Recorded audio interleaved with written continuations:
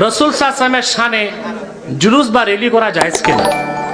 দেখুন, জুলুস মানে মিছিল, আর জশ্ন এটা ফার্সি শব্দ। জশ্নে জুলুস মানে আনন্দ মিছিল। আল্লাহ কোরআনে বলেছেন, কুল বিফাদলিল্লাহি ওয়া বিরাহমাতিহি ফাবিযালিকা ফালইফরাহু। কোরআন আসার কারণে ১৫০০ বছর আগে মুহাম্মদ সাল্লাল্লাহু আলাইহি ওয়াসাল্লাম আগমন করেছেন, সেই স্মরণে তোমরা আনন্দের প্রকাশ করো।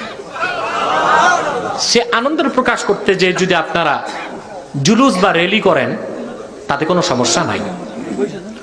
আমার মনে আছে বাংলাদেশ অনেক বড় আলেম ছিলেন শেখুল হাদিস মাওলানা আজিজুল হক, আল্লাহ তাকে বেহেশত নসিব করুন।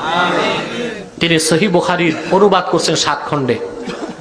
আমি দেখতাম উনি যখন জীবিত ছিলেন প্রতি বছর রহমানিয়া মাদ্রাসা থেকে 12 রবিউল আউয়াল ছাত্ররা র্যালি বের করত। ওই র্যালিটার আরবি হলো জুলুস, বাংলা হলো মিছিল। কথা বুঝতে পারছেন? আপনি জশ্নে জুলুস বের করবেন, নাচ পড়বেন, গজল পড়বেন, জিকির করবেন, তাতে সমস্যা নেই। তো বাংলাদেশে জুলুসের নামে একটা ভণ্ডামি হচ্ছে। পীর একজন বসে গলায় মালা দিয়া, স্যারের উপর পীর একজন বসে গলায় ভরা থাকে মালা, আল্লাহ আল্লাহ রসুলের স্লোগান বাদ দিয়ে পীরের স্লোগান চলে। এটা উচিত নয়, এটা চরম বেয়াদবি। যদি আল্লাহ রসুলের মিলাদুন নবীর স্মরণে জুলুস করতে চান, সেখানে কোনো বৈষম্য থাকবে না।